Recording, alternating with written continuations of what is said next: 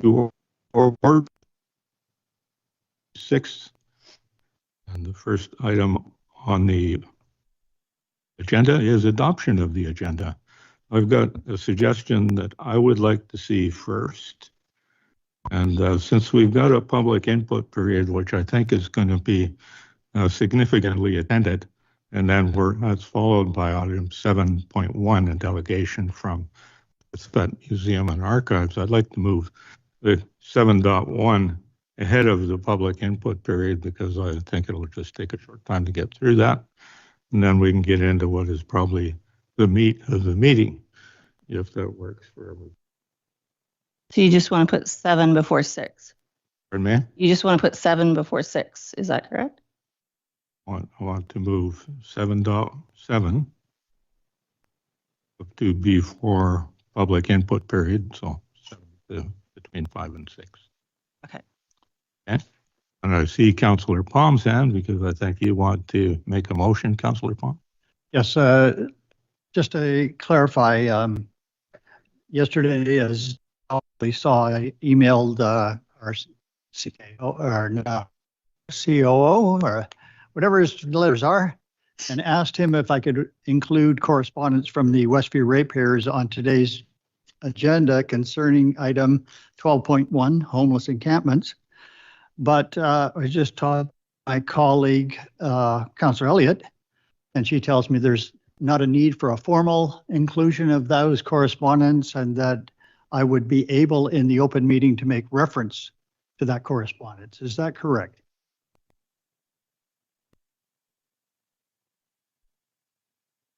Yes, Councillor Palm, through the chair. You can make reference to any information of which you are aware, whether it's by email from the public or something you've read. That's correct. Excellent. So there is no need to add that to the agenda. Thank you. Thank you. Councillor Palm, I appreciate that. Councillor Elliott.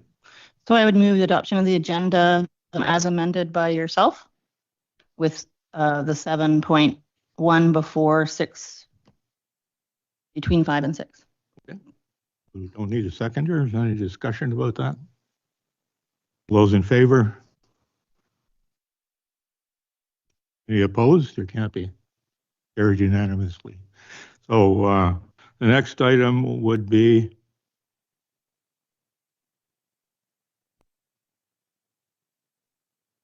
Read that if you want me to.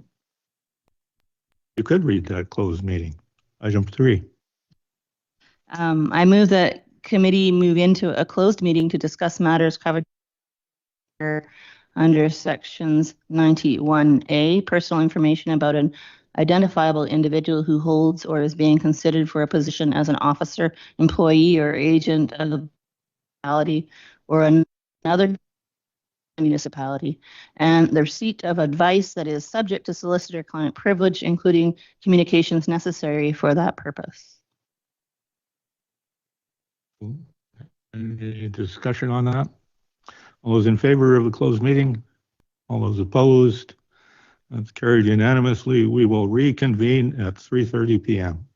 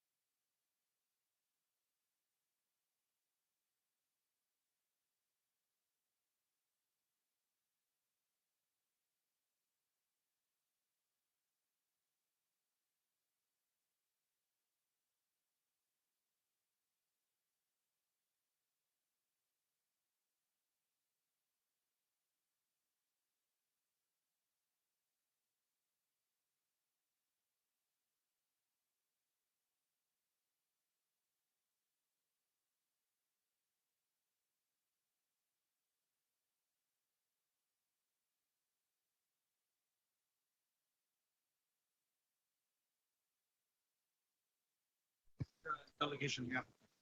Can have everybody's attention. I'm going to call this meeting of the City of Powell River Committee of the Whole for June 30th, 2026 to order. We have adopted the agenda already before we went into a closed meeting. Okay. Hopefully the crowd will get quieter. It'll be easier to hear. Well, we have adopted the agenda earlier. We have a delegation that's coming today. We're going to move that delegation from item number 7 to item to between 5 and 6. And go ahead. Well, the next item on the agenda is the acknowledgement, the territorial acknowledgement, and I acknowledge that this meeting is taking place on the traditional lands of the Tla'amin people that have lived here for many thousands of years. We have already had our closed meeting, and before we go to public input, I'm calling the delegation for Bert Finnemore, the Cathet Museum and Archives Society, regarding update from the Museum Development Committee. Come on up to the podium and make your presentation.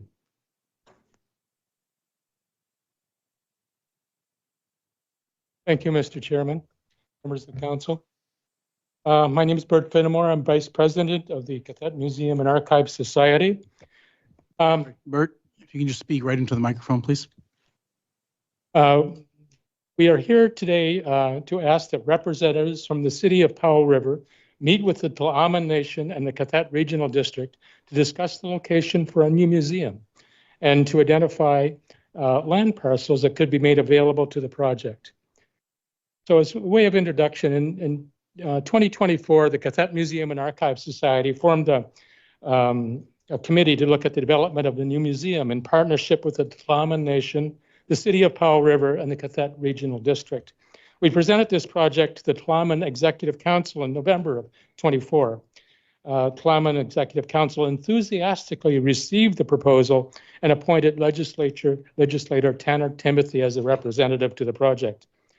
The City of Powell River and the Cathet Regional District also appointed councillors George Doubt and Mark Gisborne, respectively, in replies to written requests from us about this project.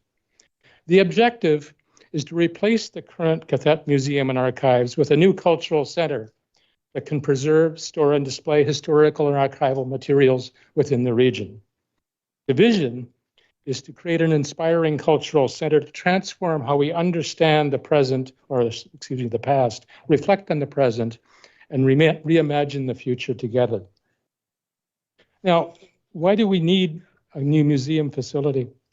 Well, the museum is housed in 3 inadequate aging facilities, all of which are nearing the end of their life cycle. Repair and upkeep costs are increasingly being downloaded to the museum. We lack access for disabled persons. It's 2026, guys. The exhibits, particularly the Tla'amin exhibit, do not tell the whole story of the region. There is no temporary exhibit space, no flex space for exhibit preparation. There is very little public program space, and storage space for artifacts, in spite of new shelving, is at capacity. Finally, the museum store, which could be a significant revenue generator, is less than 100 square feet and uses valuable exhibit space. Now, the museum in our community provides a quiet, constant reminder of the history of our community. We have an opportunity in this partnership for an exhibit on Tla'amin culture, authored in part by Tla'amin writers, that views our history within the context of the Tla'amin culture. A museum exhibit that presents our cultural history interwoven with the longer Tla'amin cultural history would act as a permanent record of the region that is accessible to everyone. School children in particular would be exposed to the exhibit multiple times in the course of their education, gradually producing a generation of young adults fully conservant with the history of the founding cultures of the region. So what the opportunity we have here is, we are proposing to double the existing museum space, currently in 3 facilities in 9,800 square feet. We want to move that to about 20,000 square feet in a single facility. We will develop proposals to Heritage Canada and the Island Coastal Economic Trust, as well as other federal and provincial granting agencies, using land value and museum expertise as matching in-kind contributions for new infrastructure. A fundraising strategy will also be necessary since grants will provide no more than 50% of required funding. So we have an opportunity to move forward with a new facility with outside money in Powell River. And we ask that representatives from the City of Powell River, the Tla'amin Nation, and the Kathet region meet together to discuss the best location for a new museum and to identify parcels of land that could be made available to this project. Thank you very much for your time. And if we have time for questions, that would be great. Okay. Any questions from council? Councillor Elliott. Thank you, Chair. Thank you, Bert. So the ask today is for us to invite a meeting to discuss potential locations for a new museum. It isn't asking for commitment to funding for building a new museum, but simply to identify potential locations and find the best one. Is that correct? That's correct. Identify parcels of land. Our commitment is to find the funding. Okay, thank you. Councillor Alameda. Thank you, Chair. Thank you, Bert, for bringing this up today. Two questions. One, I guess, is in terms of potential new building, would there be a focus on having it as a kind of a one-floor building, which would then require a larger parcel, or the opportunity to build up, because there's pros and cons to doing both?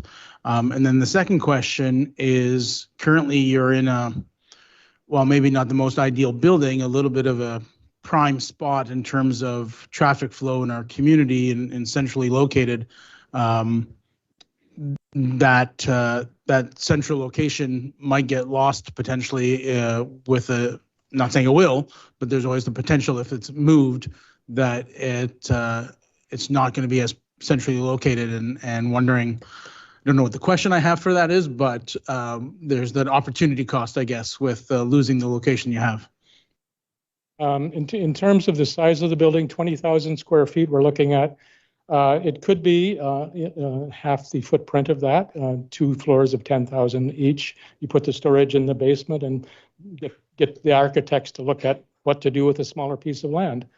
1 floor is very nice, but it's not always practical because you have to look at parking considerations as well.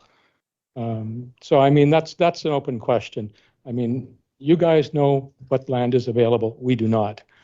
We have our preferred sites, of course, but we don't have $5 million in our back pocket to go and purchase one. What was your second question? I'm not sure it was one. Opportunity cost of, losing the centrally location that you have right now, because it could go somewhere else in town. Yeah, the central location is ideal, and museums are ideally located at the bookends of the town central area. And so you look at from the ferry terminal to Wellington Beach would be ideal, one end or the other. Town site's another very good location. But again, we don't have money to buy the land, so we have to come and look for it, and we have to take what's available. And that's the way it's always been for us. So. And the site that we're on now is actually a potential site. So. Councillor Southcott. Thank you, Chair, and thank you, Bert. So you're not specifically asking for a specific piece of land. The city-owned land is on our website. You're asking us to look or to look at city-owned land, and then discuss that with you and your organization later. Is that what you're asking Not for? quite. No, I'm asking you to discuss with Tla'amin and the regional district, because they're one of our main funders, because Tla'amin also has land in town.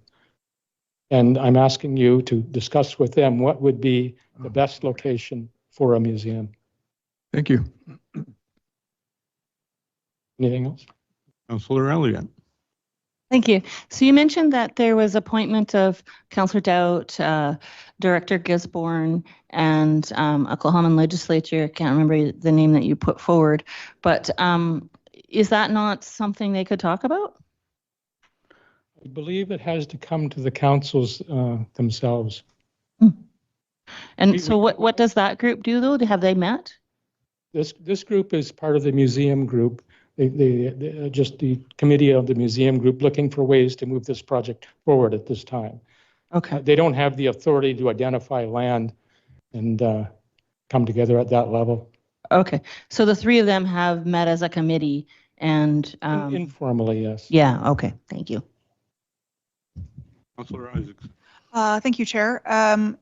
So while those three members of the legislatures don't have the authority to direct staff or to suggest a land, they could have informal discussions and bring something to council to consider.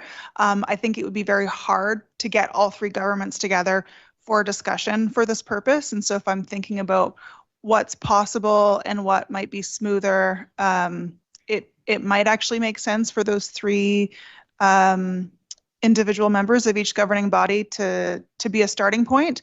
Each of them would have access to, like, for example, the report on city-owned properties and the ones that are surplus to need according to that report. And as was mentioned, it's available on our website. So I think before getting to a point of bringing all three governments together, which is very hard, there's maybe some preliminary steps that wouldn't take as long because there's fewer people and more nimble. No decisions would get made by that group, but they might be able to come forward to the different legislative bodies for with a proposed motion or to give us an update, at which point then we could, deliberate as a council on what we might want to do. Thank you for the suggestion. Anyone else? Oh, thank you for coming tonight. I've been involved in your committee a little bit and went along with you with the committee while you were talking to the Tla'amin Council. And I think the idea of getting some representatives of the city, the Tla'amin Council, and the regional district, and I think you're going to make a presentation sometime in the near future to the regional district. Correct. And try to get at least representatives from all three levels of government to participate in the committee and try to go further from there. I think it's an exciting project. It's good news. It's something positive. So thanks for coming. Thank you very much.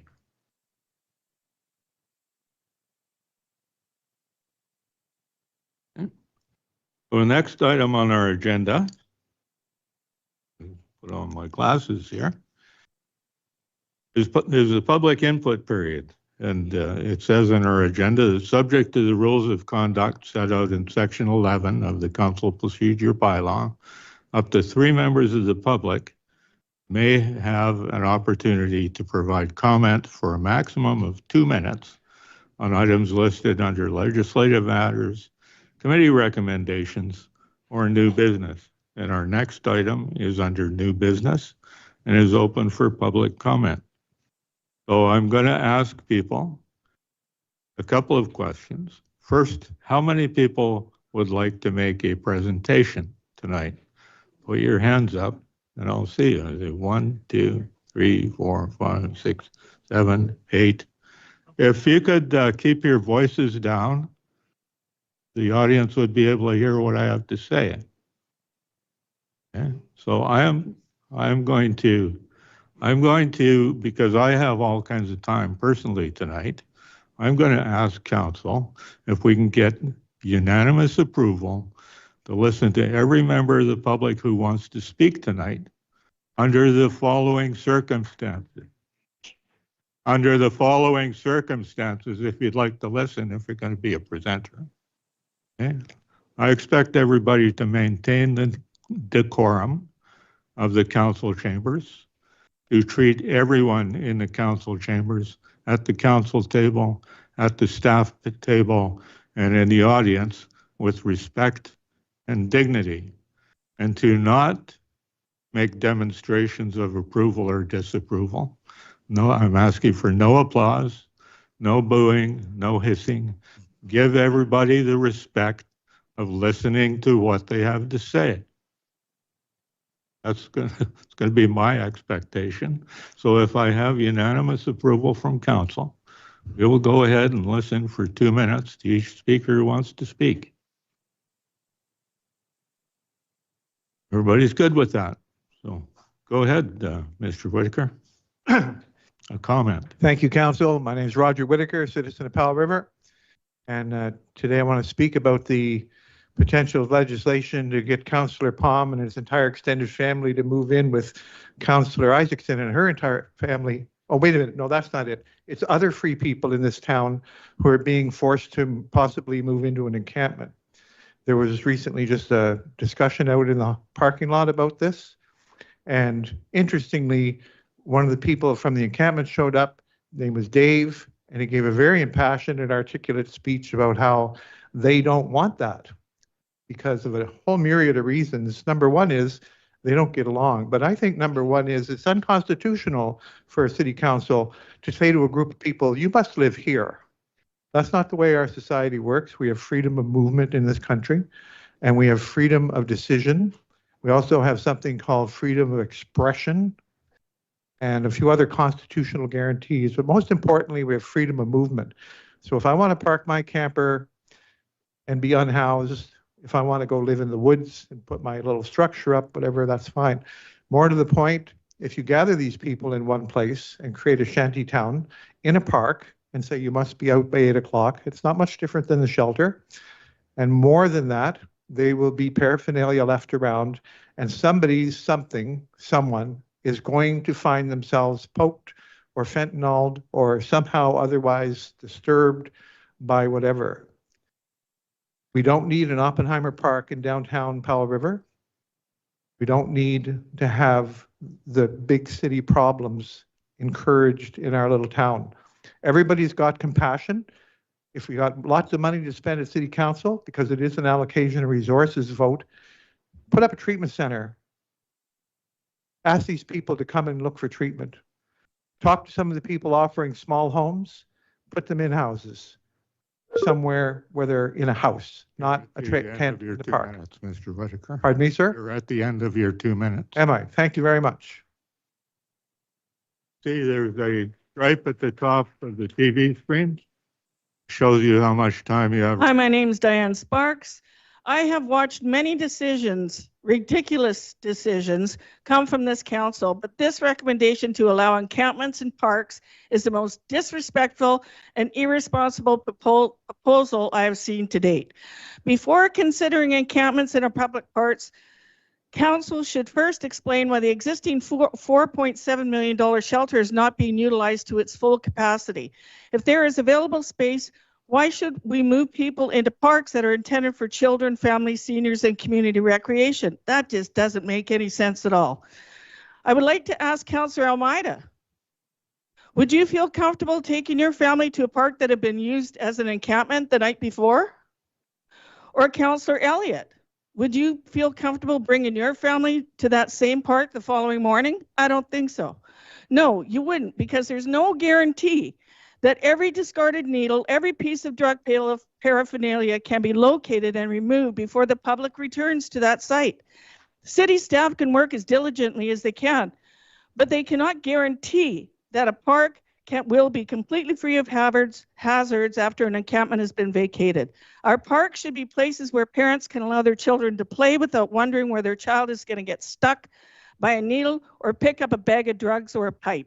The Canadian Pediatric Society has documented hundreds of community needle injuries involving children, many occurring in parks and on streets. This demonstrates that discarded drug paraphernalia in public spaces is a genuine public safety concern. Council has a responsibility to put public safety first. Parks exist for recreation, not for encampments.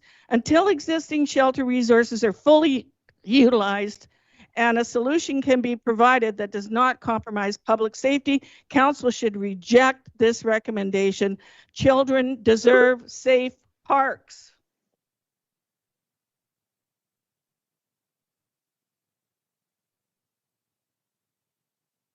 For the people that were outside, please bear with me because council has not heard my speech. My name is Pat Martin, and I organized today's protest to send a clear message to you that the citizens of Powell River do not support encampments in our city parks. This does not reflect a lack of compassion for people experiencing homelessness. Everyone wants to see people in need help. receive help.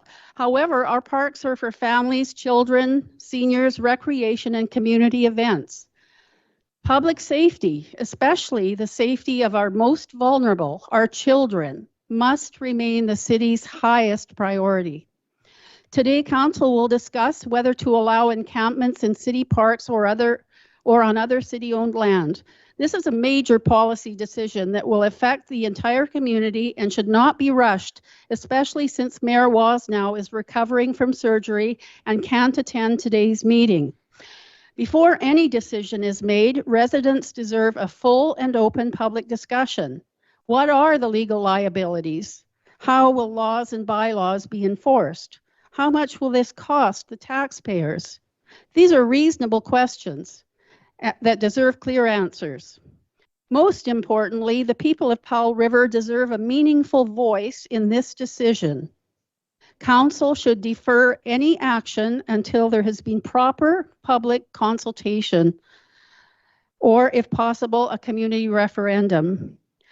Council needs to establish a community task force that must, and I repeat, must include residents in addition to BC Housing, Vancouver Coastal Health, and the RCMP to develop practical solutions that balance compassion, public safety, and fiscal responsibility.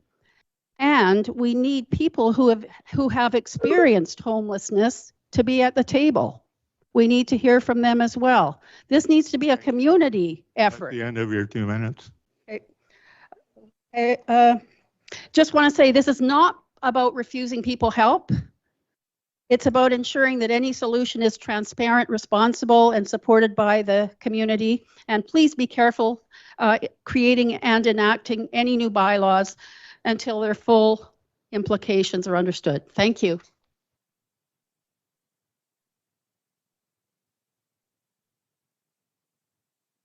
My name is Nicole Strickland, and I'm here today because I believe many people in our community, myself included, are frustrated, disappointed, and feel like our voices are not being heard.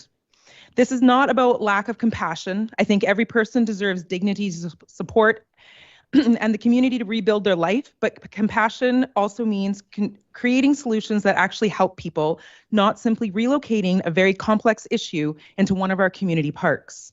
Our parks belong to everyone. They're there for where our children play baseball and soccer, where families gather for birthday parties and picnics, where seniors walk and where fitness classes are held, and where residents come to enjoy the outdoors. I am a mother of 3. I coach youth baseball. I spend countless evenings in our parks surrounded by children and families, and I cannot support turning those same spaces into encampments. I have many questions. Who will clean up, if an encampment is established, who is responsible for maintaining the site? Who will clean up the garbage, human waste, discarded needles, and other hazardous materials when they are found? Who will repair vandalism and the damage to the park's facilities? Will there be security on site 24 hours a day, 7 days a week? Who is responsible if a child is injured by drug paraphernalia left behind, or even worse? How will families be reassured these parks remain safe for everyday use? And perhaps my biggest question of all, who is paying for this? Will taxpayers be expected to cover the costs of security, sanitation, maintenance, repairs, emergency services, and ongoing management? If so, what is the projected cost, and where is this money coming from? Residents in the community are already struggling with rising taxes and increasing costs of living. Families are making difficult financial choices every single month. It is reasonable for taxpayers to expect transparency about the financial impact of a decision like this. I believe we can care about people experiencing homelessness while also protecting the public spaces that serve thousands of residents. If people need help with addiction, let's invest in addiction treatment. If people need mental health care, let's invest in mental health services. If people need housing, let's work towards housing solutions. But parks were never intended to become encampments. You're at the end of your 2 minutes. I want to say one real thing. I ask council to pause this decision and provide the public with clear answers. Show us the safety plan, show us the operational plan, show us the financial plan, and explain how our parks will be protected and how this proposal will improve the outcomes for everybody involved. Thank you. I'm going to have to talk fast because I thought I would have 3 minutes. So I had this timed out. Okay. Thank you for allowing me to speak today. I want to first acknowledge the Driftwood Shelter is an important investment in our community and will provide many people with a safe place to sleep. However, I urge council not to assume that the existence of a shelter means that every unhoused person suddenly has a suitable place to go. Homelessness is complex. People experiencing homelessness are not a single group with identical needs. Some struggle with mental illness, trauma, addictions, chronic health conditions, or a deep distrust of institutions based on past experiences. Some feel unsafe in congregate shelter environments. Others may be unwilling or unable to comply with shelter rules. Whether we agree or not with their choices, they remain members of our community. The reality is building a shelter does not eliminate homelessness. It creates an additional option. Powell River continues to face a housing crisis, and the lack of affordable housing is one of the primary drivers of homelessness in our community. If camping is prohibited simply because the shelter exists, what happens to the individuals who cannot access it, who do not feel safe there, or who are turned away because of capacity? Do we solve homelessness, or do we simply push people from one location to another? Displacement is not a housing strategy. Forcing people to move repeatedly makes it harder for outreach workers, healthcare providers, and support agencies to maintain contact. It creates instability, increases stress, and often worsens physical and mental health concerns. Instead, I encourage council to consider designated public spaces where camping can occur safely and responsibly, while people work toward housing. This approach is more humane. I understand community members' concerns about park access and safety. These concerns are legitimate. Residents deserve clean and welcoming parks, but unhoused people deserve safety and dignity as well. These goals do not have to be mutually exclusive. The new shelter should be celebrated, but it should not become justification for removing every alternative available to people who remain unhoused. I ask council to approach this issue with compassion, realism, and an understanding that homelessness cannot be solved through prohibition alone. Allowing regulated camping in designated spaces while continuing to expand housing and support services recognizes both rights. You're at the end of your 2 minutes. Thank you.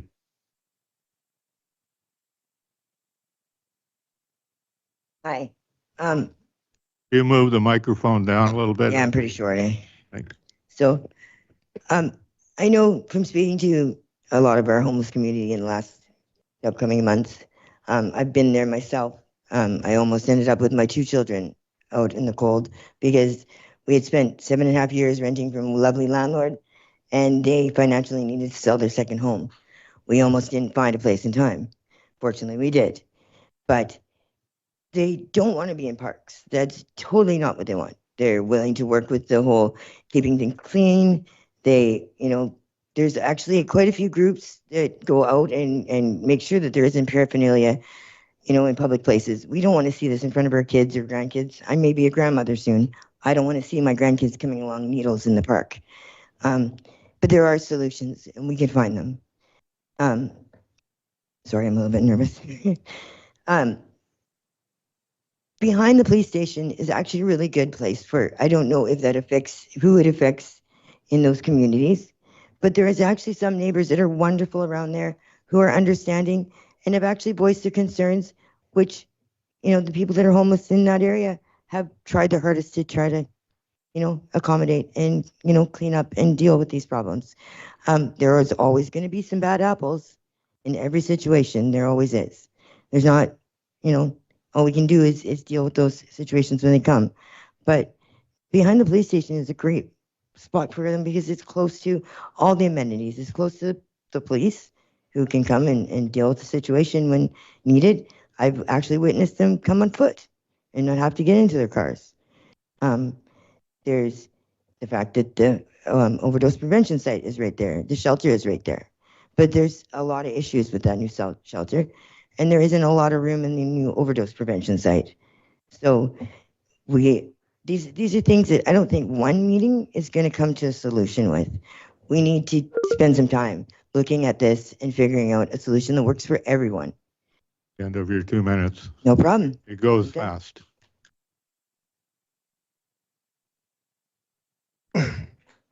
Thank you. This is going to be short. Hello, my name is Derek Holler, and I'm a business owner here in Powell River. I'd rather not be here right now, but I feel like it's a very important issue. Thank you for your time, everyone. Thank you.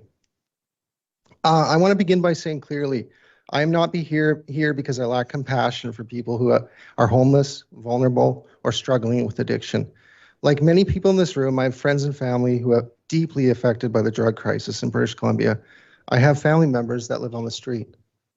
And life is hard, as this lady just said, and we recognize that. But compassion does not mean that we cannot ignore public safety in our community.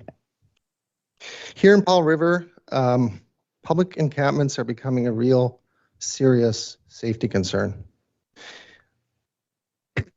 Families are worried. Seniors are afraid to walk in certain areas. Parents are worried about children being exposed to drugs, needles, violence, and unsafe behavior. And there's been many examples that have happened, but we won't get into that. Now, I believe that every child's safety matters. And I'll say it again, every child's safety matters. I'm a dad, and Earl is too. We're a lot of parents here, right? That's why I'm here. Now, currently what's going on right now in public spaces, it's not really sustainable. It's actually the perfect example of lawlessness. I understand that housing and addiction are complicated issues, but I'll ask you this question. Does North Saanich, Sydney, North Van, and Chemainus have tent cities? I'll tell you they don't, actually. That's false. Because I've been there and they've tried to do it, but they can't have them there, okay? So City Council does need to be firm. It's okay to change a direction when We're at something's the not end of working. your 2 minutes. Thank you. I'm just asking one question, Mr. Doubt. I'm asking the City Council to act now before the situation gets worse. Thank you very much.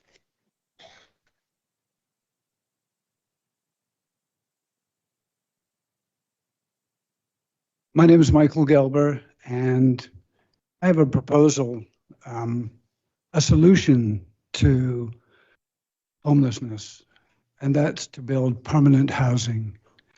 It's still in its initial stages, but it is the only solution to this problem.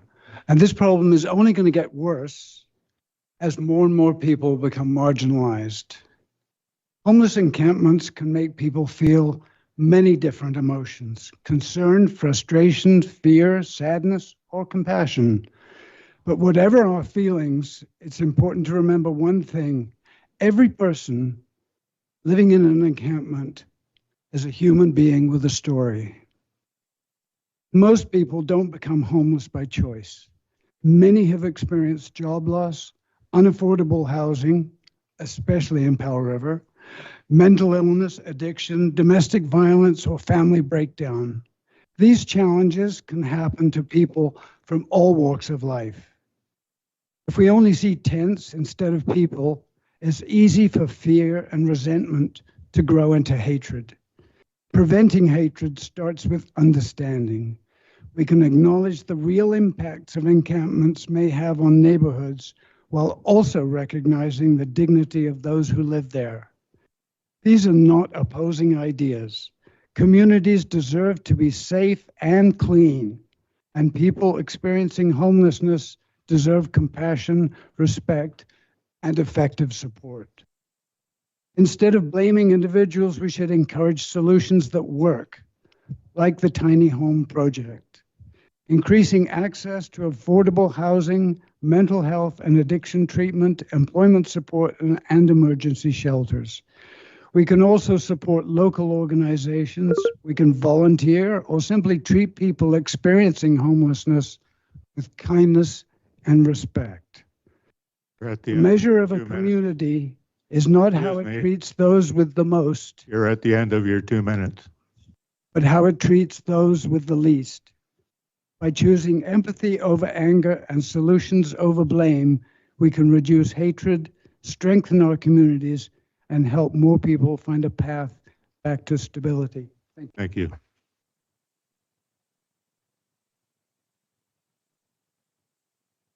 That time is hard to read up there. Council and Chair, thanks very much for this opportunity. My name is Mark Scott.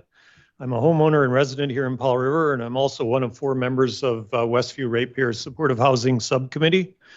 And our subcommittee presented our views in a letter that we've sent into council. We hope that that will be part of the agenda because we really believe that that proposes a strategic, philosophical perspective on how you should go forward.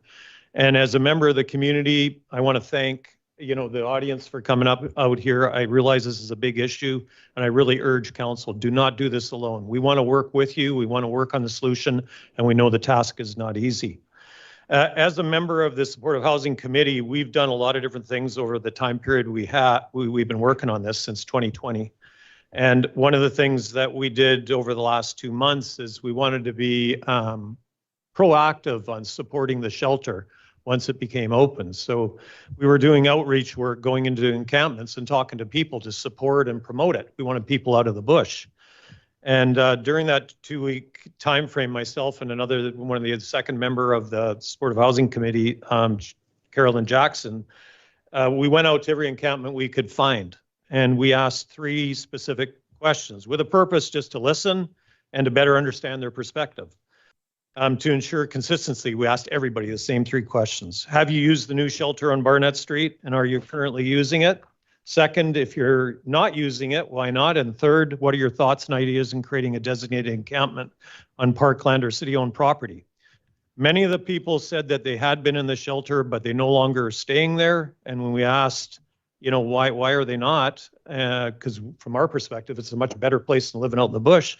They said, well, there's just too many rules and restrictions. And in our discussions, we never got into criticizing in their perspective. We just listened. So others explained that they preferred the independence of remaining in You're at their the own. end of your 2 minutes. Oh, okay. I'm applying the same rules to everybody who gets up here. The rules are you have 2 minutes to speak. There is a timer. So I'll thank just- you. I'd like to continue. No, 2 minutes per person. You can go on to the next one, or we can do something else. I'll just conclude that I really urge council to really consider getting input from the community before moving forward on any decision. And I really think you have a duty and an obligation to provide the public an ability to provide input and work on this solution. We don't want this to be the burden on your shoulders to move forward. We want to do it together. Thank you. Thank you.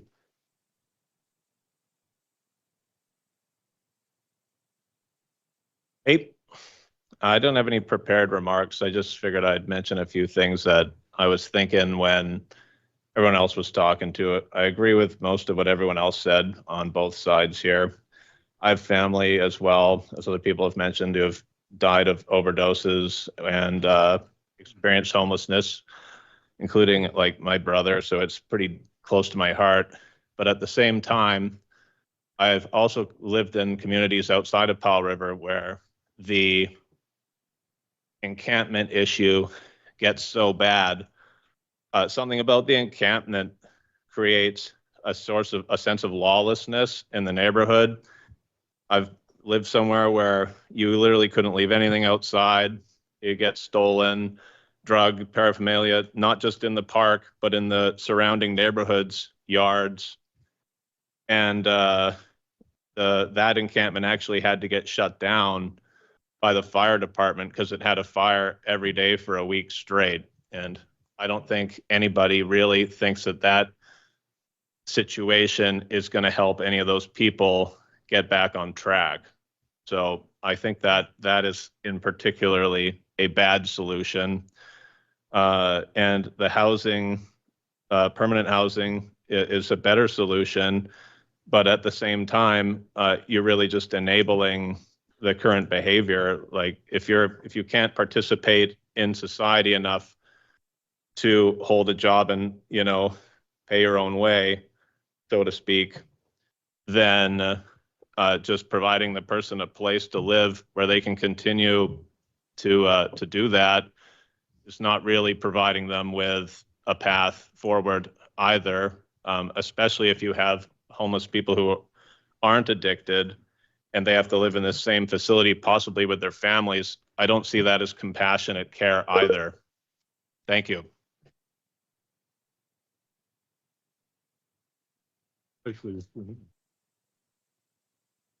Go ahead. Hello, everyone. My name is Sandy, and this is very off the cuff. I've never spoken at a council meeting before. I've never actually been to a council meeting before, but I'm very passionate about this subject. I myself have struggled with addiction, and I have family members that have struggled with addiction, and I have no knock against anyone that struggles with it. And I'm not here to say that I have any solutions, because I don't. I think we're all doing our best.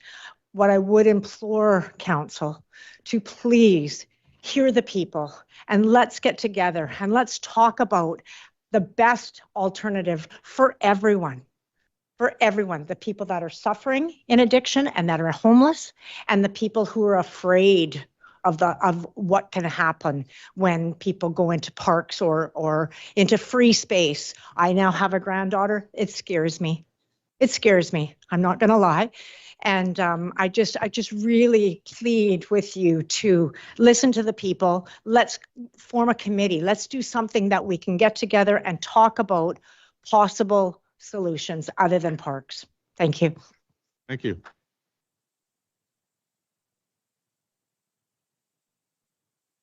Hi, my name is Robin. I haven't spoke here either, but here we go. The microphone. It'll work better if you speak right into the microphone. Can't get very far away. Got a voice like yours, I guess. So we ask also for views on the ideas of establishing designated encampment ideas. The majority of these who were interviewed didn't support the proposal. Many believe that a centralized encampment would not be used by a significant number of unhousehold individuals. The concerns they raised included increased conflict between residents, theft, personal safety, open drug use, other social issues that, in their experience, often arise when large numbers of unhoused individuals are gathered together in one location. We're sharing these findings simply to provide council with feedback, gathering directly from people who are currently experiencing homelessness. These comments represent the perspectives expressed by individuals who were interviewed and are offered to help inform council's discussions as it's considered. Thanks for your time. Thank you.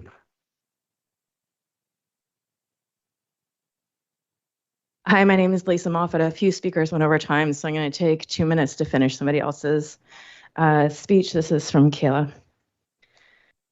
They understood that progress is rarely linear and that every person has a unique path towards stability. That experience shaped my understanding of homelessness and has taught me that people do not stop being deserving of compassion because they're sleeping in a tent, and they do not lose their humanity because they struggle with addiction, mental illness, trauma, or poverty. I ask council to remember that the people sleeping in tents today are not defined by their current circumstances. They are mothers, fathers, sons, daughters, and future success stories whose lives may be changed by a single act of understanding. The Driftwood Shelter is an important step forward, but cannot be the end of conversation until every person has access to housing that is safe, appropriate, and affordable to them. They must remain compassionate and with practical alternatives. Thank you for taking the time for hearing me. Thank you.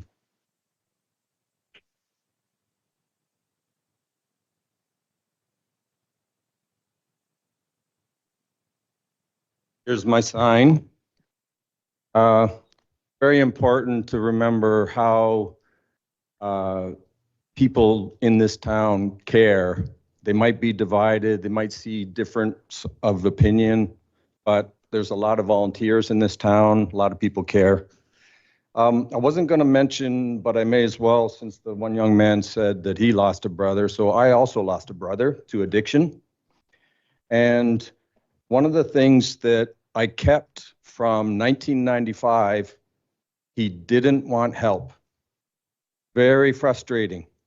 So we've got a very complicated compound word these days, homeless. It covers a huge array of people that fell on hard luck, their landlords moved, or the people that don't want help. So I was here at the last meeting. I listened to everybody, and I haven't been following too much, but I've seen on the TV some of the communities that were trying to harness in this huge problem. were very careful with their bylaws. And I don't want to use the word control, but it seemed like that's the way that they could at least harness some of this problem. People don't want to sleep here. They don't like these people. There's a shelter, all these kind of things. So all of the stuff that we've been living here, I encourage you to look at other communities and how they handled it before they passed bylaws, not to control, but just to make it easier on the taxpayers. Okay, thank you. Thank you.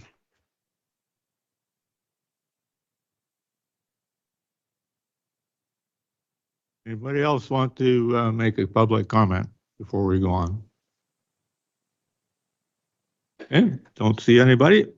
That brings us up to, oh. Oh. Hello, my name's Robert. I was born in Powell River here in 1977. I've experienced a lot of homelessness, mental health issues, addiction issues in my life. And I can say, from my experience, centralized encampments definitely do not work. They don't solve the problem. It does definitely create a lot of tension, violence, things like that. However, I will also say homeless people also, pay taxes as well. That doesn't mean we're just useless people, right? Been definitely demonized, marginalized, and victimized over and over again. The problem is a lack of compassion from people, the judgmental attitudes, and people are just looking for not a handout, maybe a hand up, trying to better themselves. And a lot of us really just try to make it through the day, doing the best we can, and just looking for a better life. And we struggle. We have our issues. We understand that, but we're not out to harm people. We don't want to hurt children, nothing like that. And I just feel that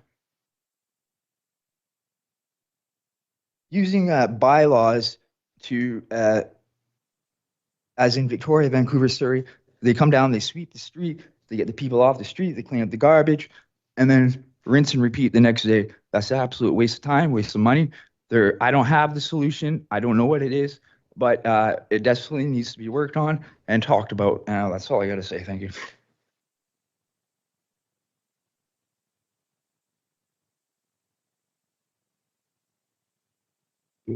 Are there any more folks that want to speak and make a public comment before we go on in the agenda? Don't see anyone. So the next item on the agenda is number 8, our consent agenda, which is minutes of the June 16th Committee of the Whole meeting. Would somebody like to move the consent agenda? Moved. Councillor Isaacson, any discussion on the consent agenda? Don't see any. All those in favor? Any opposed? That's carried. I see a bunch of people leaving before we have the debate, but I'm going to suggest we take a 5-minute intermission, and we will come back and have the council debate on the issue after the intermission. Council debate after the intermission for 5 minutes. 5 minutes, then council will be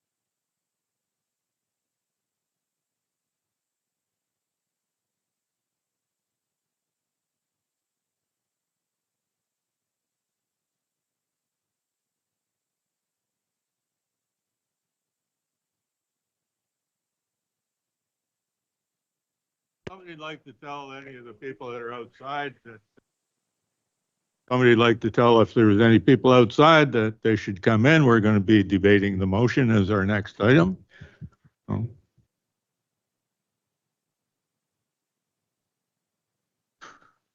So going through our agenda, we have no items removed from the consent agenda, no legislative matters, no unfinished business.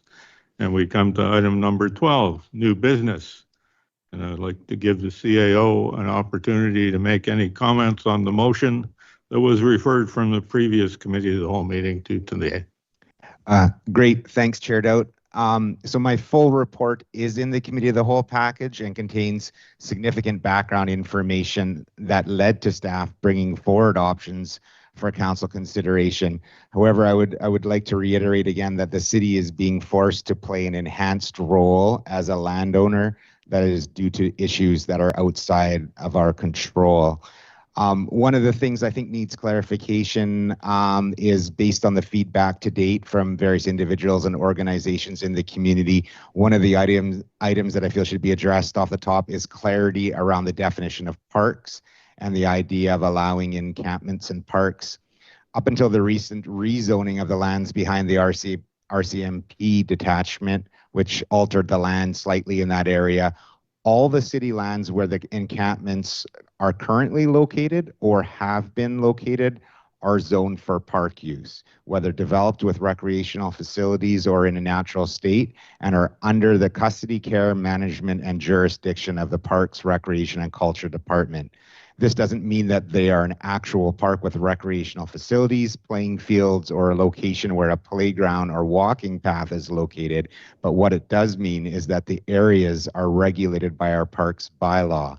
So although the current City of Powell River Parks bylaw limits the times in which the public can access parks to between 6 a.m. and 11 p.m., they are woefully out of date and need to be amended or replaced. Any changes to the parks bylaw need to reflect that the legal landscape has changed considerably since the existing bylaw was enacted in the 1970s. So most notably, since 2008, there have been a number of decisions from the BC courts pertaining to outdoor sheltering in public spaces. These decisions are rooted in the Charter of Rights and Freedoms, specifically Section 7, which states that everyone has the right to life, liberty, and the security of person. So BC courts have determined that in the absence of sufficient access to indoor overnight shelter spaces, a municipality cannot prohibit a person from erecting a shelter on public lands to protect them from the elements without infringing that person's right to life and security of the person. So the practical effect of that is that in communities where for emergency shelter, where the demand for emergency shelter spaces exceeds the supply of such spaces, which is the case in Powell River, an outright ban on overnight sheltering in parks is unconstitutional and unenforceable. And again, our current bylaw says you can't have overnight stays in any parks. So as there have not been adequate shelter facilities since the emergency shelter closed in March, and an acknowledgement of the current state of the law, city staff have not been enforcing the current blanket prohibition against overnight sheltering in parks. But if we are to move forward with limiting anywhere where the overnight sheltering can take place, this needs to be done through amendments to the parks bylaw. And again, prior to contemplating changes to the bylaw, staff are looking for policy direction from council. So parks has a broad terminology. I think that's very important for people to understand. It doesn't mean a playground or a recreation facility or a walking trail. It's areas governed by our parks bylaw. And to date, the vast majority and all of them up until recently in terms of encampments are within that jurisdiction. So if we as the city are going to do anything to look at changes, it's changes to that parks bylaw. So I just thought that was important clarification off the top. Thank you. Thank you very much. Now we're coming to council's debate on the issue. And I'm going to go around the table just in order. I'll probably start with Councillor Palm. But before we start, I'm going to remind everybody of the need, I think, to maintain decorum and respect. And that means staying quiet while members of council are speaking so that we can hear each other and so that the people in the audience can hear what council has to say. So having said that, Councillor Palm, before we go, I want to check with the corporate officer. I believe since we tabled this motion previously to a specific time, that the motion is simply on the floor now. We don't need to move the motion again. Yes, Chair, you can pull it from the table and open debate. Okay, thank you. Just want to make sure we're doing it right.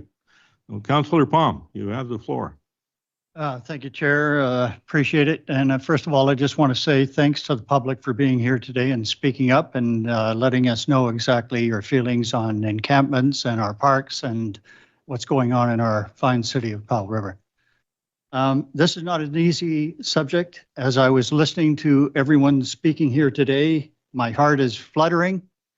It just, I tell you, it just puts you in another space with what's going on out there, because I walked the encampments this morning, took a look firsthand. That's actually the first time that I have done it. I should have been there previous, but what I saw was certainly not healthy, was certainly not sanitary, and I did not feel safe just walking the trails behind the new facility. And there is a vast network of trails. There are structures, two-story structures with windows.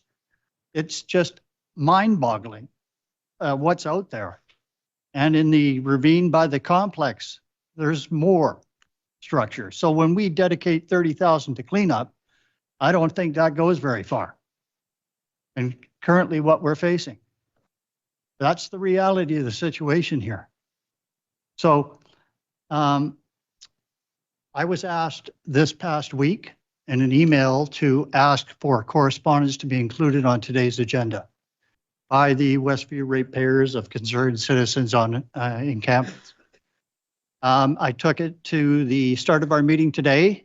I was told that I can make reference to it, but since we've received 25 other pieces of correspondence in this regard, equal treatment should be dealt with.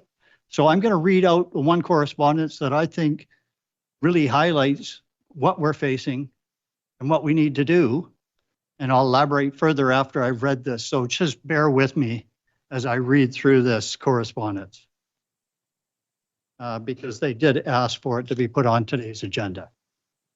Dear Mayor, Council, and staff, this is from the Westview ratepayers on homeless. We are writing to express significant community concerns regarding reports that Council is considering the creation and possible expedited approval of a policy that allows city-authorized encampments within city parks for unhoused individuals. The establishment of such an encampment policy represents a major shift in municipal governments with profound implications for our community. Decisions of this magnitude require careful analysis, public engagement, and due diligence. They should not be fast-tracked without a thorough examination of the associated impacts and obligations. We urge Council to fully access the significant financial liabilities of establishing and maintaining any authorized encampment site. These costs may include, but are not limited to, washroom and shower facilities, waste management, site maintenance, security measures, emergency response requirements, and liability insurance.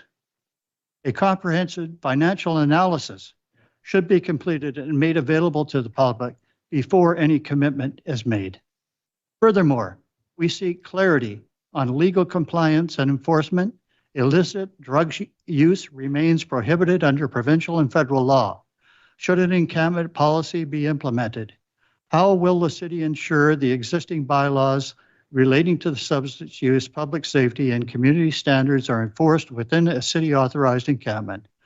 Residents deserve assurance that any policy includes clear and effective mechanisms to prevent normalization of facilitation of illegal activities on municipal property. In addition, we believe that designated encampment areas should not be considered until all existing shelter capacity has been fully utilized. Before any discussion of city-authorized encampment proceeds, Council should provide clear evidence that available shelter beds, including those at the Driftwood Shelter, are consistently at capacity and unable to meet community needs. Existing shelter infrastructure should be fully utilized and evaluated before the city considers establishing new encampment sites. We further maintain that public parks should not be considered as potential locations for authorized encampments. Parks are intended to serve as shared recreational spaces for residents of all ages and abilities, supporting recreation, community events, tourism, and quality of life. The long-term preservation of these public amenities should remain a priority, and alternative locations should be explored before any parkland is considered for non-recreational use. Given the magnitude of this policy change, we believe the matter should be subject to a broad public consultation process, or where legally permissible, a referendum held in conjunction with the next municipal election. A decision of this scale should not be made without meaningful public participation and the informed consent of Powell River residents. On possible referendum question could be such as, do you support a city implementing a policy to establish a city-authorized encampment for unhoused individuals on a city-owned property in Powell River? Given the complexity of the issues, we strongly recommend that the city establish a dedicated task force on housing and public safety. This body should include representation from key stakeholders, including the Chamber of Commerce, ratepayer associations, social service providers, public health officials, law enforcement, and community representatives, and mandate should include 1, evaluating appropriate locations, excluding municipal parks, and prioritizing alternatives for high-use recreational areas. 2, assessing existing shelter capacity and utilization rates before considering designated encampment sites. 3, developing clear operating rules and bylaw enforcement protocols. 4, assessing the feasibility and effectiveness of substance-free dry encampment models. 5, reviewing public safety considerations and community impacts. And 6, determining the full fiscal implications for the city and its residents. If council determines that an encampment on city-owned property is necessary, we recommend it is authorized only as a temporary pilot project with a definite 6-month period. At the conclusion of this period, the initiative should be subject to comprehensive evaluation, including measurable outcomes, financial reporting, public consultation, and council review before any decision is made regarding continuation or permanence. We respectfully request a written response addressing the concerns and recommend put forth and planning council's intended process. I hope staff will take it upon themselves with the help of council, if necessary, to respond to this letter, because it says everything that it needs to be on this subject. This is a very well-written piece of material because it defines what we're dealing with. And it's multifaceted, and there are so many twists and turns to this nightmare that it is very, very difficult for council and staff and the public, everybody involved, to deal with. We understand that. So when it comes to making motions, I'm going to hope council will consider, not since CAO Sundance has just pointed out that the location behind the new facility on Barnett has been removed from park. That area probably will not be sufficient to deal with such. And that was the area I was first thinking about.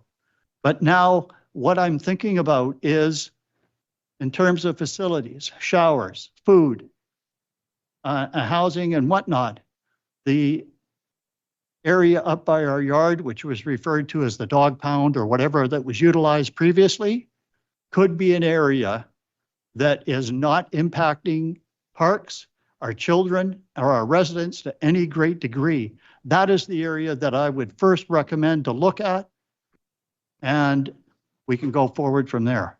but I would limit it to one to start with for a definite finite period of time. Thank you, Councillor Delt. Councillor Elliott. Thank you, Chair. And as Councillor Palm did, I wanted to thank everybody for showing up, telling us what you told us, and allowing us to hear you. And all of the letters that were written in, there were many good letters. They'll be published on our website that came in as well with many perspectives. I originally asked us to postpone this for 2 weeks, and here we are at this new date. One of the reasons I did that was I didn't feel I had what I need to make decisions at that time. And I agree with most of you that we need a better process for coming up with policies that are not just about what the city does in our jurisdiction, but having a better integrated plan that is bigger than just the city. We can't really do much without also accepting offloading of costs that should be covered through a more comprehensive strategy from the province. We've had to struggle a lot to try and get what we need from provincial resources to handle this struggle, not just homelessness, but the opioid crises. We've got resources. We've been improving them as we go along. We've been trying really hard and doing continuous improvement. It's not good enough. We still need to know how best to handle this in a humane, comprehensive way. I hear the folks who are telling me you can't push people together that don't want to be together. So I don't want to do that. I hear my staff when they tell us we have significant costs, responses, fire, all of the things going on, cleanup happening already, and there needs to be some policy around it, and our bylaws are outdated. So what I want to do is vote against this motion today, and then perhaps put some thought into a process that gets us there with a more comprehensive look at the various different layers and how we can encourage good results without and take the minimum of downloading of cost that we can while still being humane. And so I don't think that's voting for status quo as policy, but I'm in favor of figuring out a policy development framework that is inclusive and gets us a better strategic response to what's happening in our community. So I'm voting against the motion if that's what we're debating. And then how we move forward after that, I guess we would need to put a motion on the floor at that time. Is that correct, Chair? Perhaps we should go around the table. We'll see what people have to say first. And then if you get to moving the motion at some time, it could be defeated or, amendments could be made, whatever council chooses. But I'd like to go around the table and let all the councillors be heard from first. So, Councillor Southcott. Thank you, Chair. Would also like to say, I would like to say that I also appreciate having the opportunity to speak here. Just as various people who presented themselves at the lectern here today said, because it's a right of all of us to contribute what we think, what we feel. A lot of those comments struck pretty close to home for me. Not that there have been homeless people in my family, but there certainly have been deaths that are directly a result of addictions. So, and I would bet that there is probably not a single person in this room whose lives have not been touched that way. I remember something that was said: shelter is not a solution to homelessness. It's not housing. And housing is not the whole solution either. We all know that. How many people have stated that? And I think that of all the correspondence that I read that came from many people, I think this may be the first time where every single one and every statement that was made here agreed on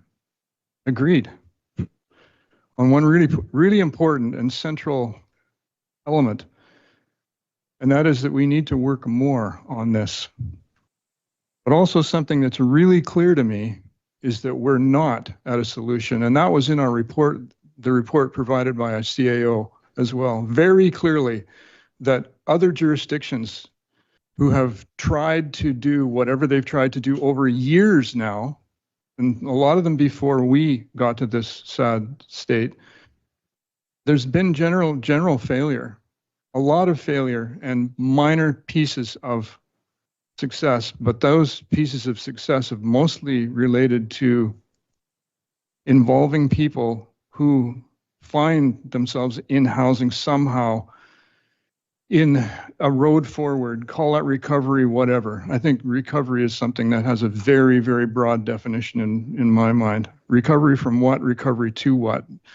So there's only one thing that I can support, and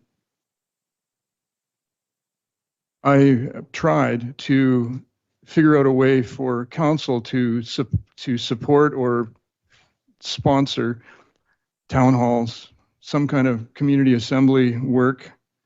And that wasn't within our capacity. Apparently, we understood from analysis of our priorities some time ago. But that's the only thing that I can support at this point, is some way where we can work together as a community, be it town halls or community assemblies. And there's a lot of work going on with community assemblies through our province, targeting various issues. So that isn't addressed here. What is addressed is the insufficiency of the bylaw. And one thing I absolutely know, having worked with policy for many years, and it started long before I got to this table, was that when you have policy that doesn't work, then it gives you more freedom. So one thing I'm really quite clear on is that if we do not pass this motion, our staff still has ways of dealing with whatever they need to deal with, and that's fire, police, ambulances, provincial. So we don't have any real connection there, but they're involved as well. Bylaw. And we innovate when we're faced with a challenge. But what we really need to do is we need to have more dialogue that results in us having a clear understanding of what we can do. Now we know at this table all the things we can't do, and money has been talked about already. That's a hugely limiting factor. So we have to get around that somehow. I grew up in this community where there was huge amount of volunteering, and there still is. Mr. Gelber there is working on something I happen to know about that could be a possible opportunity, and he lives right next door to big encampments. So there are people already working in this community, and I can't see any other possible solution, but it's outside the box that we're in as a council right now. So it has to involve greater resources, and that's community organizations. Already this community is working together. The Westview Ratepayers is doing great work. You know, it's a little ragged at times. It's always a little ragged. This is about as ragged as it gets. I thought I'd left this behind when I left downtown Vancouver working as a paramedic. And here it is here now. So I can't support this motion, and I'm not worried that that's going to limit staff. Really what it will do is it'll give the staff that we have, we'll just have to figure it out within the limits of what we have. Now, if we don't have policy at all, we still have to look after a situation. There's still all sorts of other policy that allows the people who are involved to do whatever it is and innovate. And I'm really hoping that our imaginative, having worked in the emergency community, I know the people in that community are highly caring and do innovate. Just have to mention one more thing, and two more things. One is we've already approved the fire smarting. We've already approved some budget. Oh, that's going to go to council still, but we're sending that to council. This is the only question now. So I'm pretty confident we will approve that. I don't know. I believe that so we're taking tiny steps, but we need to take the steps together. I also just want to mention just a tiny correction to something that Councillor Elliott said, and that is that letters are published on our website, and that is no longer true. Oh. And they're not. It stopped a few months ago. And I support that because some of the things that are written to us, I really want to see people be able to write to us with open hearts. So I am hoping, and I am committed to finding a way to work for council, this table, to work in a more integrated way with this community. And I hope that can happen quickly. Thank you, Chair. Councillor Isaacs. Thank you, Chair. So I think a couple people who spoke mentioned that it was their first time at a council meeting. And so I want to explain a little bit about where we are.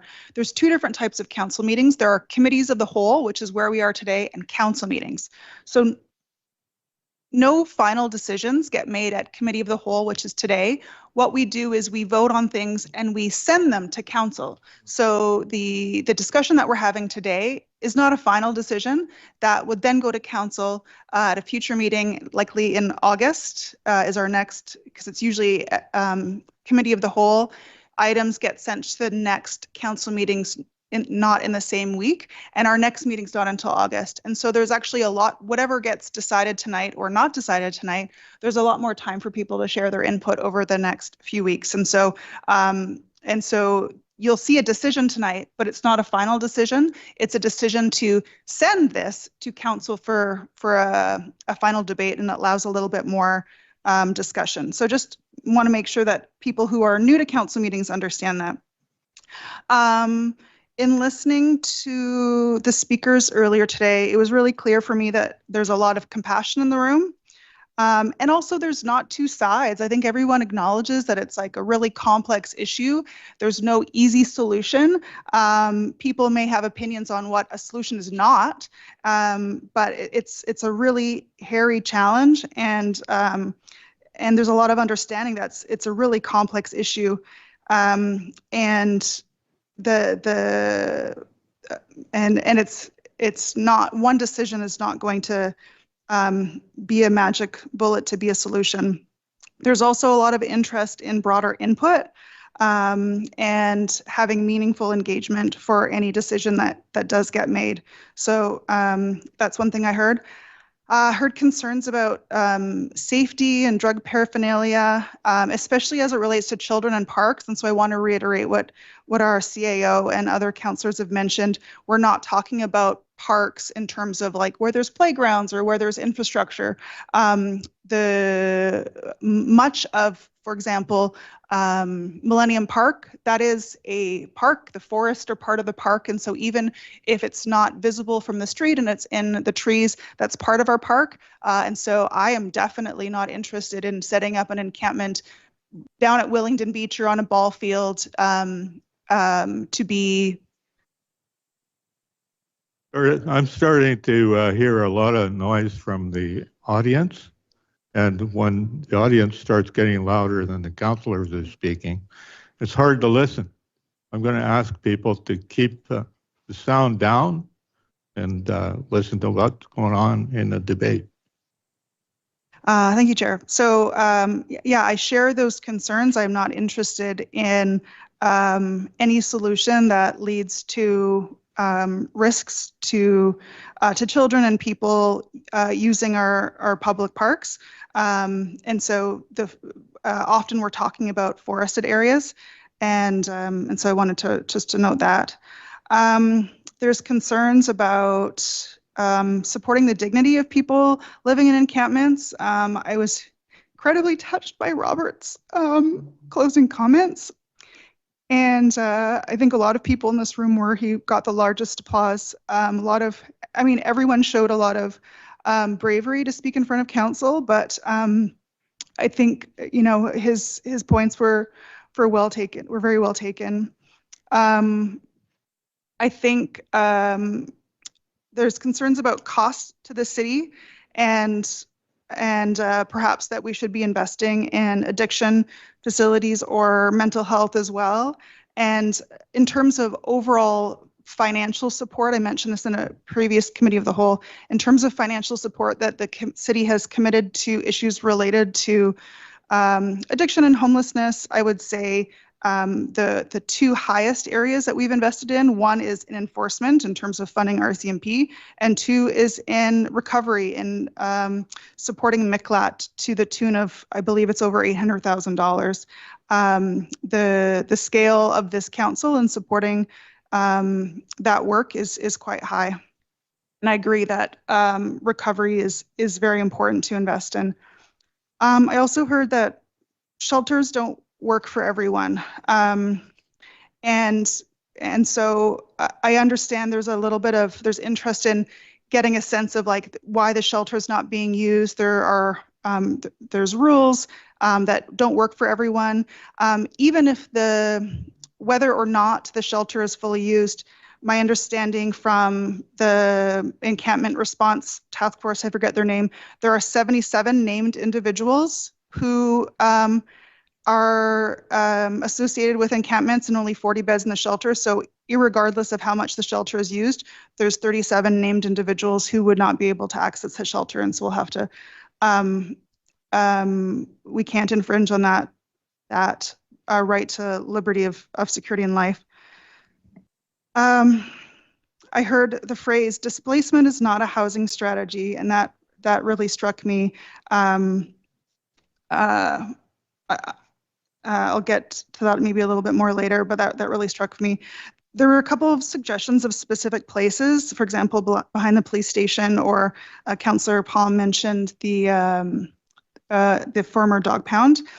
And also heard from Westview ratepayers and from Robert and from another individual that a centralized model doesn't work for people and might replicate some of the same challenges that are leading some people to not use the shelter. And so I don't necessarily see that as a solution. So personally, when I think about the motion that's on the floor right now is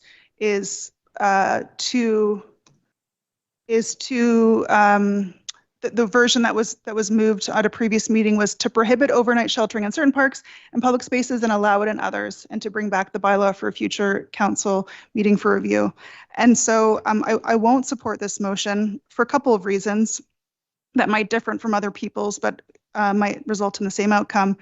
I'm not interested in the city increasing its responsibility in managing homelessness and all of the costs that are associated with it. It's not our area of expertise. There are people that do that work better. And if there is a situation where we do increase our involvement, those solutions need to be focused on what will work and what will be used by those who have made their homes in encampments. And so spending a lot of money and time on something that will not get used is not in anyone's interest, whether people who are in encampments or people who are concerned about taxes. I'm also not interested in approaching this as an enforcement issue. I don't want to get into a place where it feels like we are criminalizing figuring out how to survive the next night. If we create a setup with restrictions, for example, cleaning up every morning or having to move along every morning, what we'll see is similar to what's happening in the shelter right now. A lot of the people Some people who might be able to use a shelter don't because of rules related to, couples not being able to stay together, or some people have pets, some people need in and out privileges.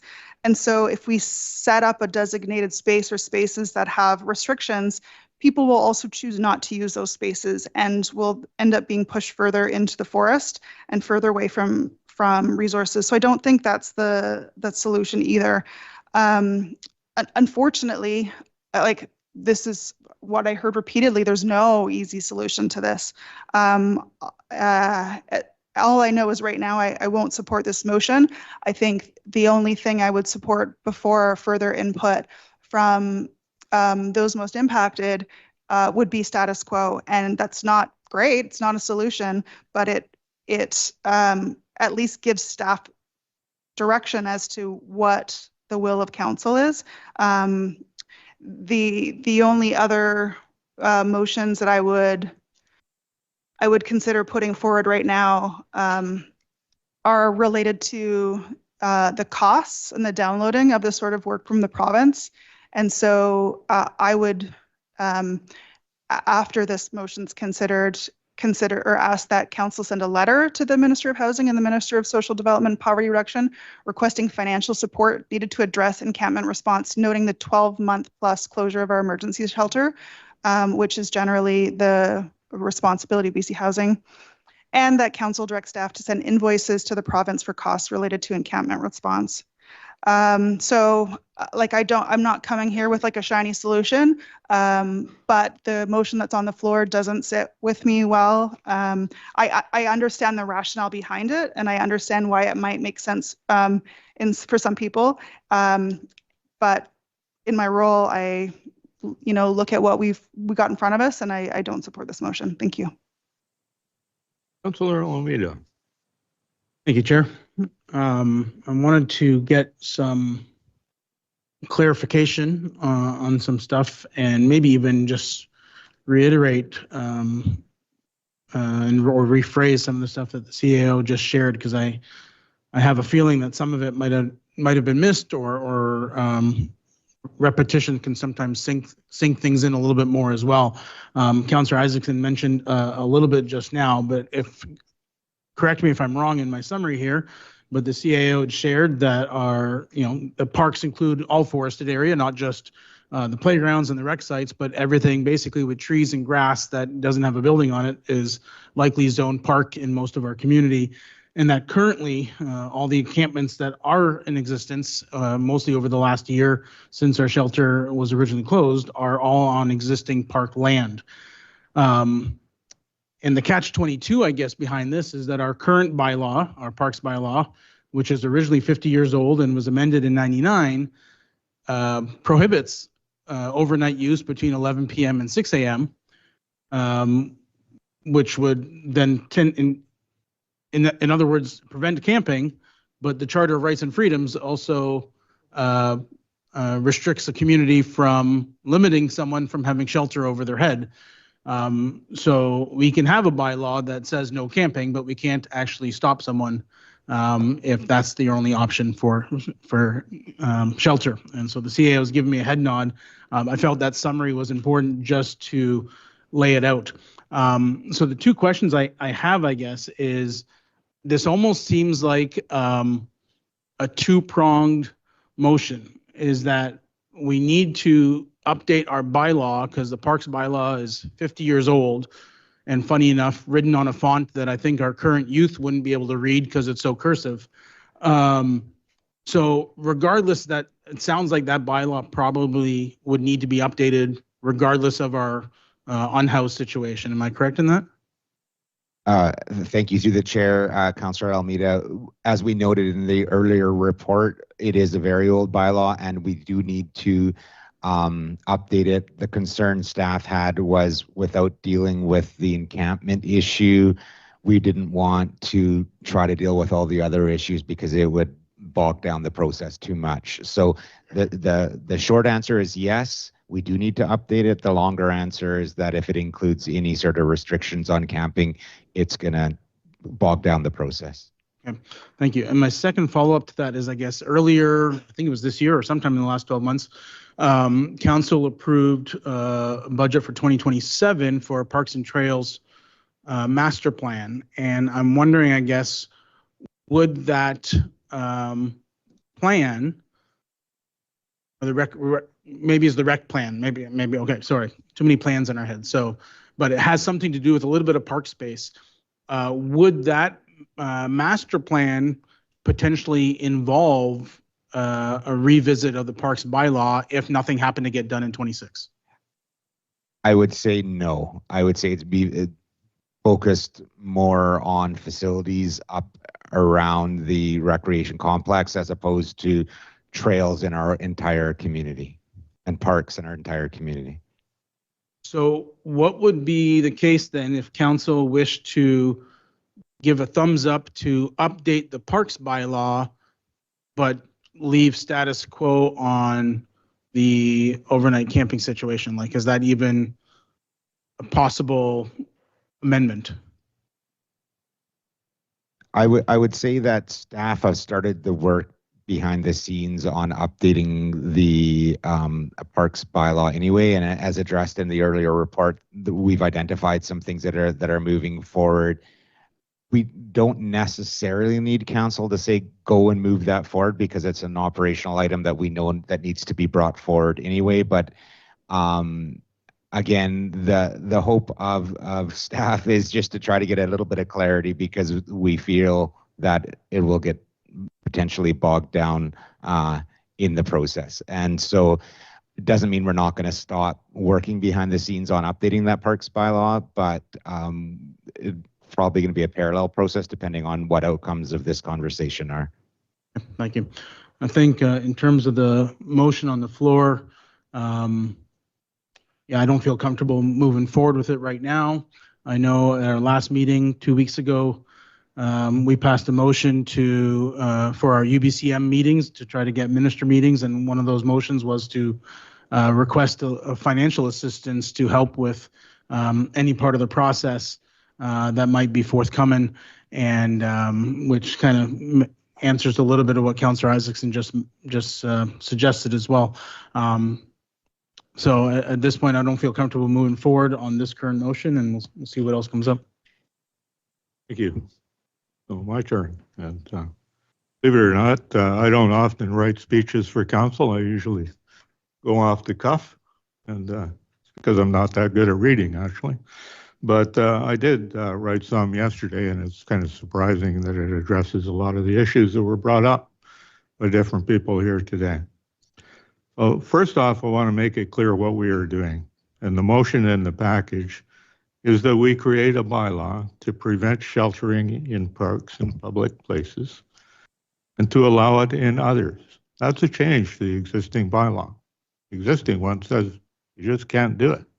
This one would allow it in other places. I disagree with that idea for several reasons. First is that the solution that is proposed isn't a solution to the real problem that we have. Simply proposes to move people from one place to another because of various concerns over encampments. The fact is that people are homeless here for economic and social reasons. This proposal will not do anything to change that. The fact is that in Canada, the law protects the rights of people to shelter in public places where they don't have access to safe and adequate housing and supports. I know that there are those who don't like that, but it's the law. In a recent case, court case overturned a bylaw to evict homeless people from a city property, and it ruled that pursuant to Section 5.2 of the Constitution Act 1982, the bylaw is unconstitutional and is of no force and effect. Justice Gibson said in that decision some important things. Homeless people are not the other, they are us. Homelessness is a fact on the ground. It is not going away in the proximate future, and an ostrich approach will not suffice. And I agree with all of those statements. Fact is, even with the new driftwood shelter, there is not enough space to accommodate everyone indoors. This is my first time in years. I've been on council for 8 years, and I was attending council meetings for a couple of years before that.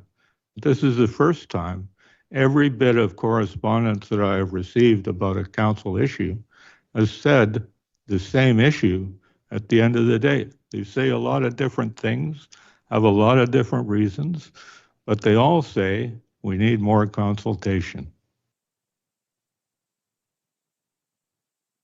As I said, people are talking past each other, in my opinion, and surprisingly, almost all of us are saying the same thing if we stop and listen.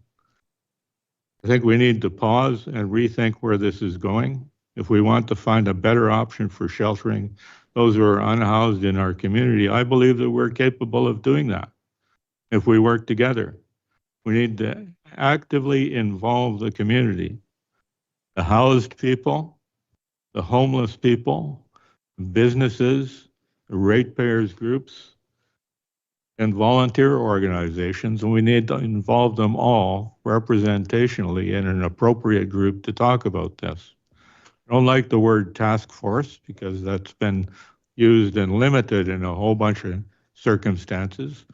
I heard Councillor Southcott talking about community assemblies, and those actually sound like a pretty good idea until you look into the effort it takes to actually get a random sampling of people and the time it takes to do a good community assembly, to do all the training, the consideration, and the determination of a solution at the end. They tend to cost a lot of money. But I think we need to involve all of those people that I've talked about, including the people in encampments, homeless people of all definitions, and everybody else in the community to get to a solution. That's why I'm in favor of referring this motion back to staff or simply defeating it. If we defeat it, it can come back again after more careful consideration, and we can talk about how we want to get the input of everybody in the committee. But whichever way we do it, I can't support the resolution the way it is, and I will vote against it.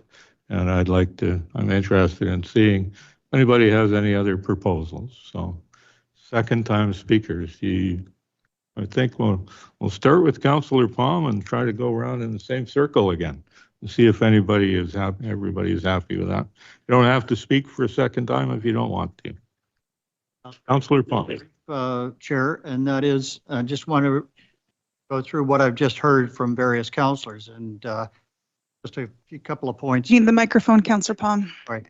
Just a couple of points that council have made here are very pertinent to this.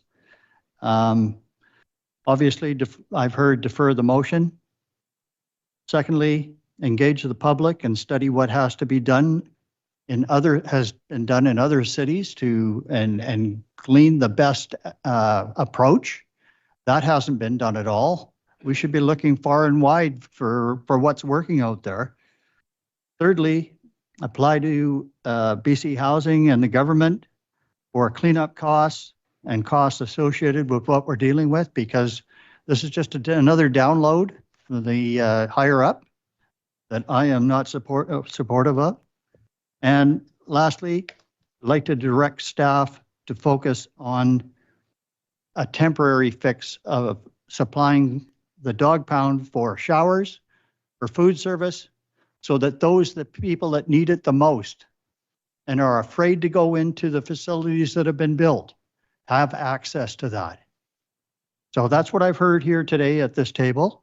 And in terms of the correspondence that I've received today, my reply was this.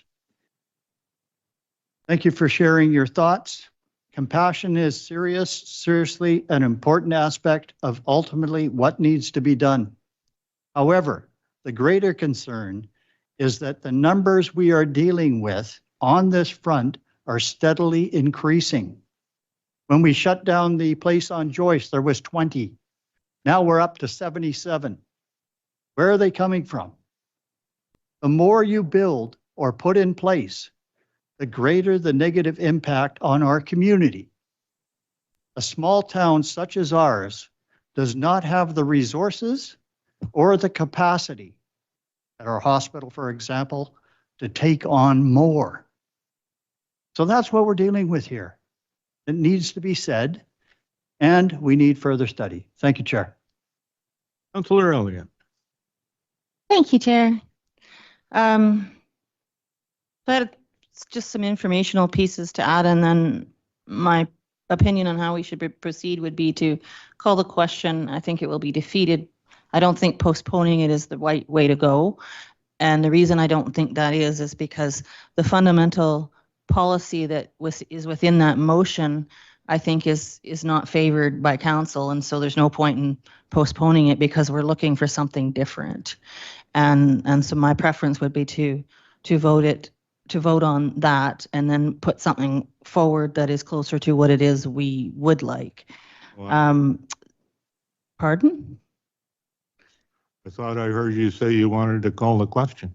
I said that would be my preference on how to move forward. But before we get to that, the Driftwood shelter hasn't been at full capacity, but if you compare its usage to summertime usages of our other shelter when we had it, it's at higher capacity than we've ever seen it at this time of year. And so on its busiest nights, it's housing 36 to 37 people out of the 40 with very little room left. On its least busy nights, it's down a bit. And so I attend the community action team meetings regularly where we get updates on all of these things. It's a group of people that operate housing, that are school board, that are Ministry of Children and Families, Vancouver Coastal Health, fire services. All of the folks who are currently working on these issues meet in it and talk about updates and how things are going. And so one of the updates I recently heard was the capacity of our current shelter is reaching, it's getting very close to full capacity now, and it's slowly ramping up.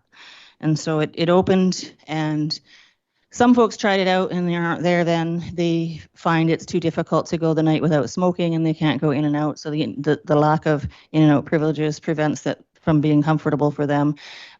Some of the other reasons were listed in the reports. It doesn't work for everybody, but when it does reach full capacity, those that aren't in there will be at the same situation they were before we had a shelter. There'll be nowhere for them to go. The concept of herding people together, while it sounds administratively simpler, it completely accepts liability by the city for what happens in those spaces if we create them. And that's a problem to my way of thinking, because that liability means that you're required to provide the foreseeable need of services that we don't currently provide. That's an expense that isn't coming from the province. We don't have arrangements with housing or anybody to cover that. And so we're not really equipped to move forward without some kind of funding to try this policy, even, to my way of thinking. So I'd like to move on with calling the vote and then see what we can put forward as far as process that includes inclusion and where we are trying to get to. Old-fashioned Robert's Rules of Order training says that once you've spoken to a motion, it's bad form to call the question right away. But we've heard from everybody on council, and I would like to suggest that we vote, make a decision on this matter, and go on with it. Anybody object? For me? Things I'd like to say. Okay, we've got all night. Thank you, Chair. There's just three things that I wanted to share that two that I forgot to share the first time, and one in response to new information shared. So one is I did want to acknowledge the staff work that has been going into the encampment response, and also the work that went into this report. I thought the report was very thorough, it was realistic, it was compassionate, not easy at all. This is like I said, a thorny issue, hairy issue, whatever. It's a very complex issue, and you are seeking council direction. There's a bunch of options. We recommend this one, but tell us what you want to do. And so that's the hard work of staff trying to do the best they can, based on, looking at what other communities are doing, understanding how the workload on staff of dealing with things as they currently are. So I wanted to express appreciation for that. I also was remiss to share the first time around, we received a number of letters and there was one from the Coalition to End Homelessness that had collected some quotes from unhoused community members about the proposed recommendations. And I just wanted to make sure that these words were spoken aloud. And so here's some direct quotes from people who are currently unhoused. Bylaws already kicking people out of parks. We are also concerned about the impacts to the environment. We are willing to help with cleanup. This direction is heartless. We don't want to be around kids in our current state of being unhoused. We want to stay put. We are safe, established, and hidden.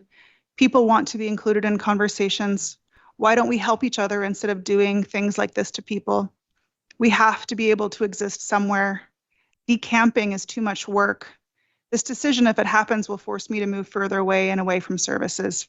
So repeating some of the sentiments that we've heard throughout this evening. And the last thing that I want to share is just about numbers in terms of homelessness and the belief that this is a new issue or this is an imported issue. There was actually a 2011 report coordinated by the city. So this is 15 years ago that at that time had estimated 250 absolute and hidden homelessness. So these are people that are couch surfing or already in their vehicles or in the forests.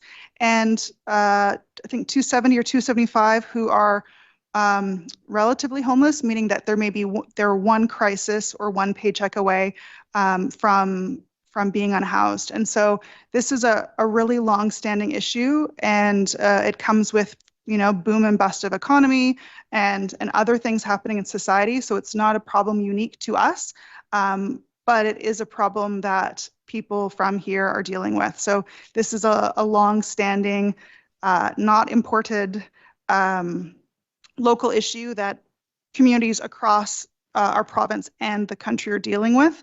This is, again, not unique to us, and it's been a long-standing issue that's really coming to a crux right now. It's becoming more visible, and so people feel people are impacted by that visible nature of it, and that's real. But it's always been here. It just was a bit more hidden. Thank you. Anyone else? I don't see any other hands. So.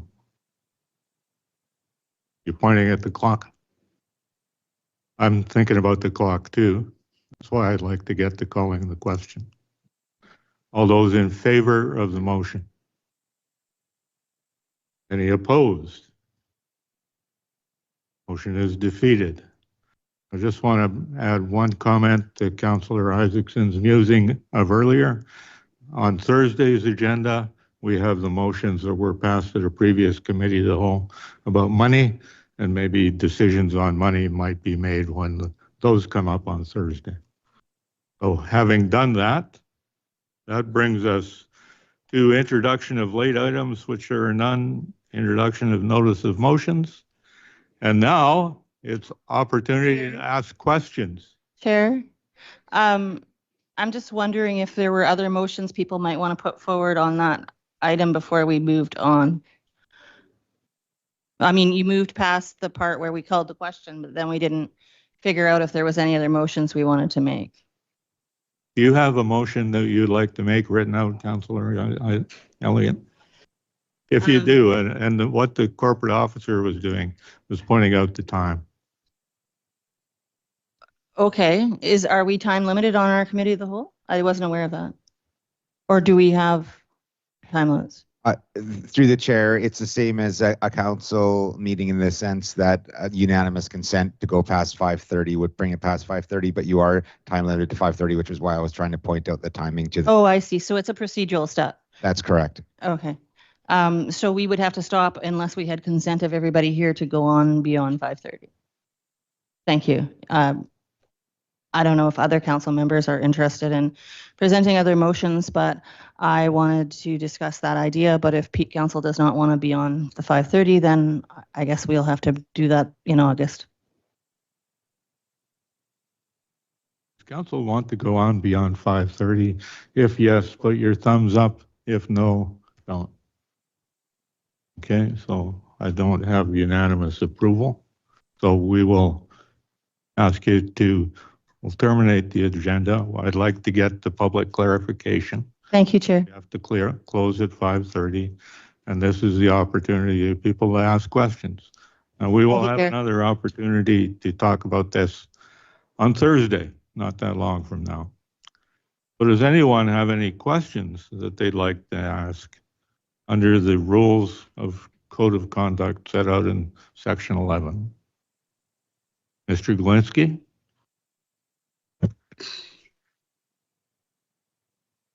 Global News? Any other media? No? Any members of the public? Then our meeting is adjourned, and thank you all for coming, and especially those of you who stuck through it.